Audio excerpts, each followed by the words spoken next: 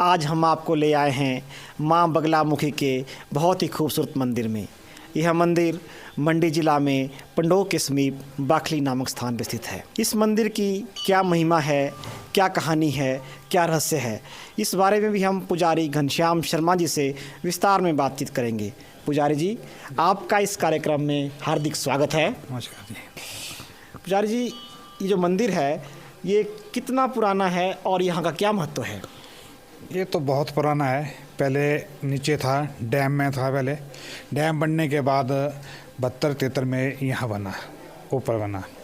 तो इसका महत्व ऐसा है कि जैसे बुजुर्ग सुनते थे गया से आई है और यहाँ विराजमान है। तो उसके बाद जो बगलामुखी जो है 72-73 के बाद फिर इसका कुछ बढ़ने लगा, दरबार में आना जाना बढ़ने लगा। सन 1984 के बाद इसका आना जाना बढ़ने लगा। इसका पूर्ण यही है कि जैसे न्यायालय में बहुत आगे है। जैसे राजनेता आते हैं और कई दुखी लोग आते हैं जिसका मुकदमा हो या कोई अन्य प्रकार का किसी देता ये हो, तो इसलिए ये न्यायालय की बहुत आगे है।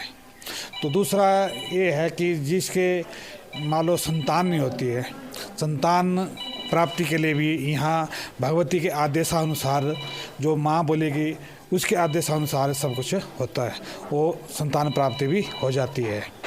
तो भगवती बगलामुखी का जैसे मान लो किसी का कोर्ट कचहरी का कोई हो, उसके लिए माता के आदेशानुसार कार्य किए जाते हैं। जैसे माता बोलेगी कि जैसे हम चावल से पूछते हैं ना, चावल से पूछने के बाद माता बोलेगी भाई आप सुखना करिए, सुखना से मैं आपका कार्य पूर्ण करूँगी। या बोलेगी माता अनुष्ठान करिए, तो अनुष्ठान के लिए भी माता का आदेशानुसार ही होता है। बिना माता के आदेशानुसार हम नहीं करते कार्य। जब माता जिम्मेदारी ले लेती है, किसी कार्य करने के लिए जिम्मेदारी ले लेती है, जैसे मान लो आपके कोई मुकदमा है, हम माता को पहले चावल से पूछेंगे कि माता तू जिम्मेदारी लेगी या ना लेगी। माता बोलती है कि मैं जिम्मेदारी ले लूँगी कि आप करिए। फिर उसमें भी देखते हम कि दो कारण होते हैं। जैसे कि हम पहले भाई जैसे मनोकामना से करेगी पूर्ण काम या पूजा पाठ से करेगी, वो भी माता ही बताएगी सब कुछ। जैसा पंडित जी ने बताया कि माँ शत्रु विनाशक है और भगत जो हैं अपनी मनोकामना पूर्ण करवाने के लिए यहाँ आते हैं, और माता जो है कोर्ट कचहरी और न्यायालय के मामले में भी जो है भक्तों की मनोकामना पूरी करती है, उन्हें उस कष्ट से मुक्ति देती है। पंडित जी, कभी कोई ऐसा चमत्कारिक वाक्य या ऐसा कोई चमत्कार आपने अपने जीवन में, या ऐसा कोई चमत्कारिक अनुभव जो आपके साथ हुआ हो, ऐसा भी कभी हुआ है? बिल्कुल हुआ है। बहुत ऐसे केस आए यहाँ, जैसे बड़े बड़े केस आए। जैसे अब चलो नाम क्यों लेने के, बहुत बड़े केस आए, वो यहाँ से सफल होके गए। जैसे बीमार होते या कोई कुछ होते, वो भी माता के दरबार जैसे मान लो कुर्सियों के ऊपर या मांझे के ऊपर लेट कर आते और चल कर जाते मैया के दरबार से। तो माँ भगवती की महिमा दूर दूर तक हैं। कहते हैं पंडित जी ने बताया कि उठा करके लाए और चल करके गए। यही मेरी माँ की जो है महिमा है, यही इसका प्यार जो अपने भक्तों के प्रति है। पर पंडित जी ये बताइए कि आपने अपने जीवन में कोई ऐसा अनुभव या चमत्कार भी हुआ कभी, जैसे आपको कभी माँ ने दर्शन दिए हो, सपन में दिए हो, रियल लाइफ में कुछ ऐसा वाकई घटित हुआ? नहीं, चलो वो तो काफ़ी हुआ है, ऐसा भी नहीं कुछ है। माता का चमत्कार भी हुआ, सपने भी हुए, तो माता का हमने साक्षात्कार भी देखा।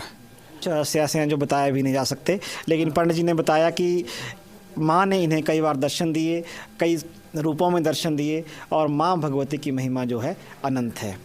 अब बात करते हैं कि माँ भगवती के तो मेले और पर्व कई मनाए जाते हैं। इस मंदिर में मुख्य रूप से कौन कौन से त्यौहार मनाए जाते हैं? एक तो माता का बड़ा मेला होता है हमारे श्रावण संक्रांति के दिन, वो बहुत बड़ा मेला होता है, तो ये साल के एक बार होता है।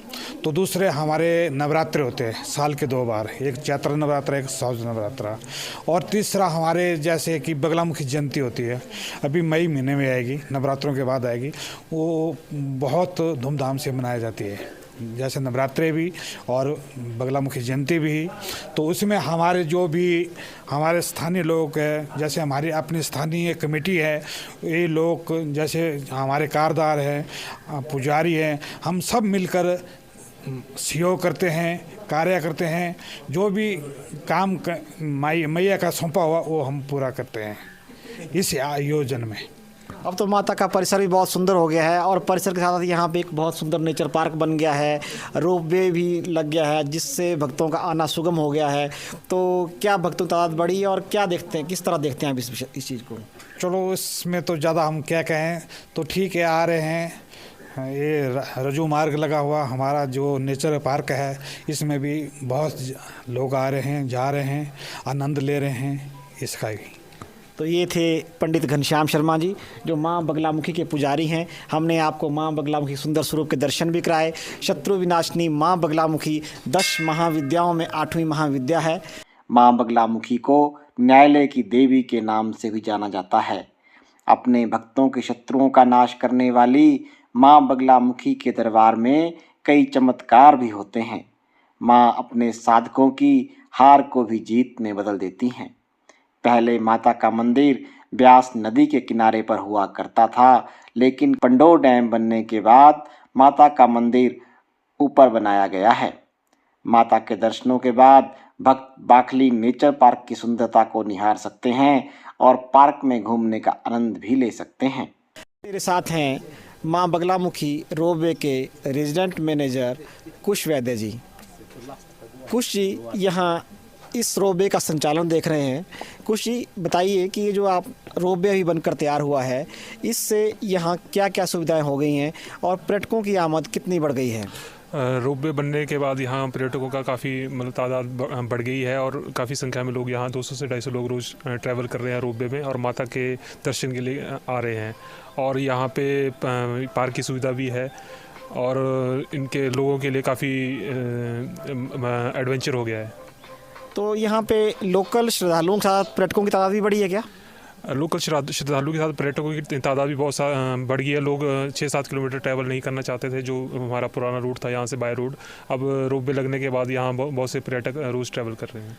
और ये जो बाखली नेचर पार्क बना है, यहाँ काफ़ी लंबा रास्ता था आने के लिए, तो रोपवे से पर्यटकों की आमद वहाँ भी बढ़ी होगी, क्या लगता है आपको? 6 से 7 किलोमीटर का ट्रैवल करने के लिए लगभग आधा घंटे का समय लगता था और जो हमारे रोपवे लगने के बाद समय 3 मिनट का रह गया है।